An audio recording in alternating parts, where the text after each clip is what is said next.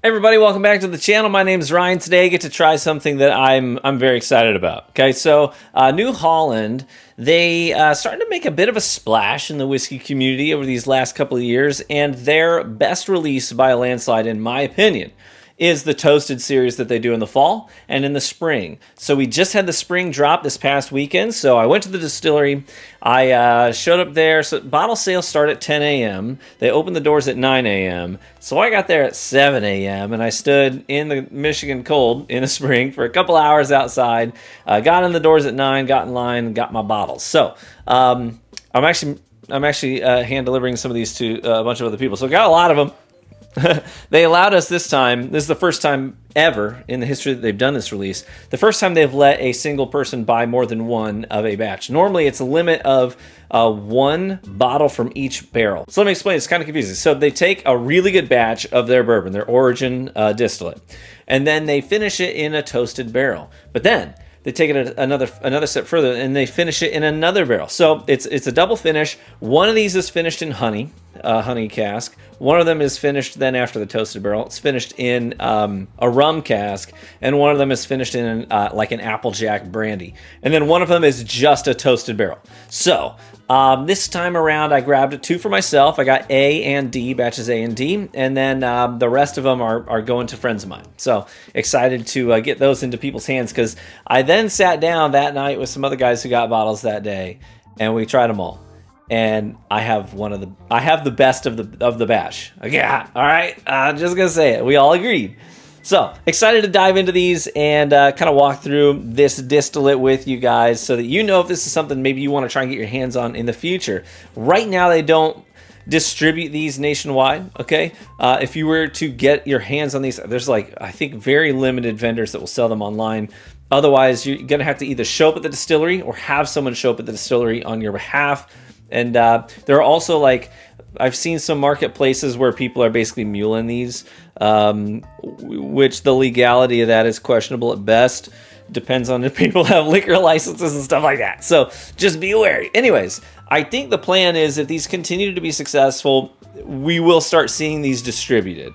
So I'm hopeful, because I want everyone to enjoy this juice, because it is, in my opinion, some of the best whiskey that is out there, period. I think in the fall, the last time we had these drop, I want to say it was a December drop, if memory serves me correctly, not a fall one. But anyways, the Americana batch, and one of the guys in our whiskey community got his hands on that one. I picked that one up for him, gave it to him, and then kind of wish I had somebody else pick up a bottle of it, because it was by far probably the best juice I've ever had out of New Holland by a landslide. So this stuff is great. They're Toasted series.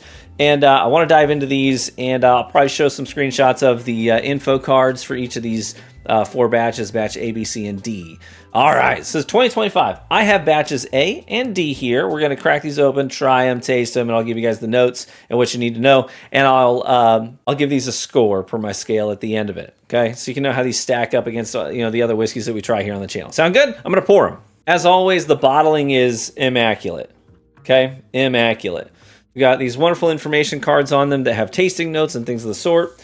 You have on the bottom there, on the label, it will tell you what it's been finished in and the proof and whatnot. So batch A, this one's called Weekend at Grandma's. This was the name they gave this batch. Comes in at 118.4 proof, 118.4. Batch D is called Call Me Old Fashioned. This is the rum cask finish. Batch A is just a toasted barrel. Okay, we'll start with A, and then we'll wrap up with D, and we'll give these things a score.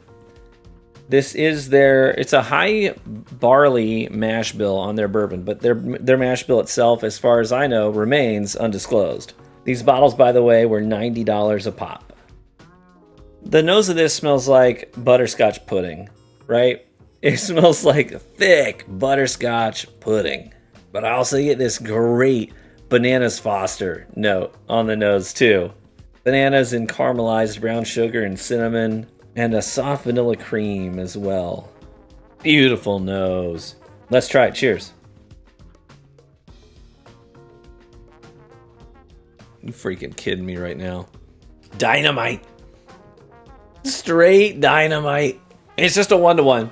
Nose to palate. That bananas Foster note right up front. You get that sweet banana, sweet brown sugar, and this little wave of butterscotch that follows it up. And then as you progress towards the finish, that's where that toasted barrel really becomes evident. And that light toasted oak, that creamy vanilla, and this ever-present cinnamon spice quality that just stays with the whole sip, start to finish. And it's got plenty of base and body to kind of keep everything lifted up, right? A lot of times I'm not a fan of like some of these bourbons that they do a ton of age on, but they proof them down a ton because they want you to taste all that oak from 18 years in a barrel, like Elijah Craig 18, Knob Creek 18, and they just get hit with a ton of oak, which is good, but it doesn't have the base to really elevate and sustain those notes the way that this does. At 118.2 proof, it has tons of that body, those rich caramels, that thick sort of syrupy maple syrup quality, you know, that mouthfeel that gives it that substance it needs to really let the oak sing and not feel like it's just an a cappella soprano up there, but it's got the basses and the baritones in there uplifting it and supporting it. Wonderful sip. 2025 Batch A. I gotta say, this is so far my favorite whiskey I've tasted in 2025, and at least in the top 2 sips I've ever had from New Holland. I'll just say it. And just so you know, I always try to be as honest as possible with these reviews, and even though they are pretty local to me, I have been not so high on bottles of theirs in the past. They're stout beer. It's like a beer barrel bourbon, right? Don't like it. I don't like it at all. I will never buy that bottle again. I had it like twice. I gave it a second shot, and I just decided it's not for me. I don't think it's that good.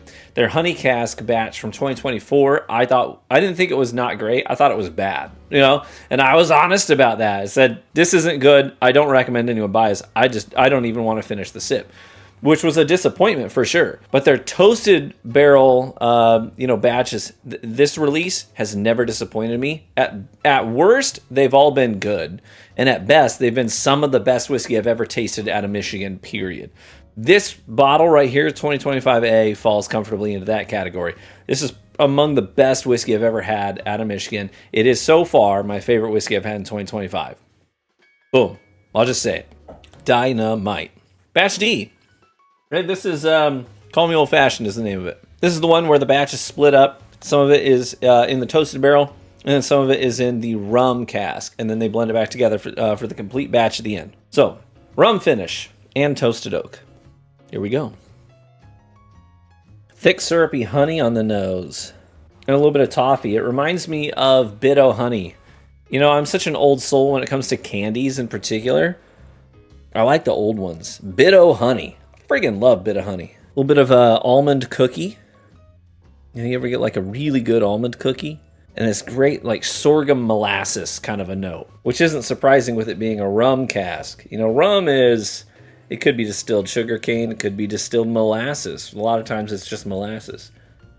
So not at all surprised I'm getting that sorghum molasses note here on the nose. Let's try it. Cheers. That's a heckin' dessert pour right there. Yeah, 121.3 proof on this one. This one to me is to whiskey what like port is to wine. Thick, you know, syrupy even. This is like that. Thick and syrupy. Very desserty, very rich. It's the kind of thing you'd almost want to have like a really light sort of a dessert with. Maybe just a scoop of cold vanilla ice cream, or even a dessert pastry that has a savory component. This is rich and sweet. That's great. It has almost like a mead quality to it. You know, a great honey wine. But I will say the tail end of it is where that toasted oak really comes and makes its statement. It doesn't let it just be all sweet, all syrupy, all desserty. It comes in with a punctuation right at the end of it that extends throughout the finish of this great toasted oak. Maybe a little bit even has like a bit of a charred oak kind of a note to it as well that I often get on things like Jack Daniels. You know what I mean? Like the crispy burnt outside of a marshmallow that you held over the fire for just a smidgen too long. And that kind of helps to balance out that sweetness. Now, I have let it be known on the channel before, I'm not the biggest fan of rum finished bourbon, because I find it to be sweet on sweet, right? Blue on black, tears on a river, push on a shove. It don't mean much, right? We all know the song, unless you don't know the song. And then only some of us know the song. But it's a song, and it's right. Blue on black. Sweet on sweet. Don't mean nothing. It's just extra of what was already there. And that's why I don't tend to really get down with bourbon that's finished in rum casks, because I just find it to be sweet on sweet. But this one brings that charcoal, that toasted oak note that kind of helps to offset it a bit and give it a little bit more balance in the sip. And I appreciate that. All right, let's assign some scores here. I'll start with the rum that we just had, the rum cask finish, so batch D. This one, I think I'm going to land at like a 7.9, maybe even a flat 8.0, where I'm just saying that's just excellent juice. It's excellent. I don't think a lot of rum finished bourbon impresses me. This one did. I really enjoyed that sip, and it will be something that I'll reach for and I will enjoy for a while, for sure. If you are local, by the way, the Grand Rapids Knickerbocker location for New Holland still has a few bottles in stock as of the time that I'm recording this on Monday afternoon. So, with that in mind, if you are local and you're like, man, I missed out, maybe give them a phone call. Maybe call the Knickerbocker location and say, hey, you got any more of the toasted 2025 batches laying around? All of them are good, by the way. But yeah, ask about it. Go get you one. So I'll land at that flat 8.0, straight up excellent whiskey. Let's talk about batch A. This is my favorite bourbon. It's my favorite whiskey, period, that I have tasted in 2025. It hits all the right notes for me personally. Wonderful balance to that sip. Bold, bassy body to it with that proof point. Plenty of sweetness as well with that bananas foster. And then bringing in that caramelized cinnamon and brown sugar. What a wonderful, wonderful sip. I'm going to go ahead and I'm going to give this one an 8.9. I want to say a flat 9.0, but I always try to check my bias at the door. You know what I'm saying? I want to sound biased. Part of me wants to give it a flat 9.0, but I've only given out, I think, maybe 2 of those maximum in the history of my channel. We'll call it an 8.9. Give it an 8.9. Okay, I'm not going to say this is Russell's 15. I'm not going to say that this is what I'm assuming JD 14 is going to be. I might get a sip of that this week, by the way. We'll see. But anyways, 8.9 for batch A. So far, my favorite whiskey of 2025. If you ever have the opportunity to try one of these, maybe you're at a bar that happens to have some of it stocked, maybe you are passing through Michigan, and I will definitely be the first to tell you if I find out they're starting to distribute the batches of their Toasted series outside of the state, for sure, and let you know where to get them. But that being said, incredible pour. I am so pleased and delighted to have this bottle on my shelf. I'm tempted to call them up and see if they've got any more of batch A laying around before they all get sold off, because I wouldn't mind having a backup of that, truth be told. Well, thank you so much for tuning into the video today and enjoying this journey with me. Hopefully you enjoyed it. If you did, let me know by leaving a like on the video, as that is the best free way to support the content right here on YouTube. And consider subscribing for even more whiskey content. Also, check out our Discord community. Totally free to do. Link is in the description. You can hop in there, see what we're talking about, see what we're chatting about. We share pictures of what we're sipping on that evening, share pictures of our collections. We help swap stories and help each other hunt for bottles that we're looking for as well. Wonderful community. And if you want to get involved in some of the activities that we do as well, you can join the Patreon group. It is $1 a month at the base tier. All that money goes to directly funding the bottles we get to pick up and review here on the channel. So thank you so much for your generosity and helping this channel stay afloat. I appreciate it. Cheers, my friends. May you live richly and get better with age, and I hope to catch you in the next one. Bye-bye.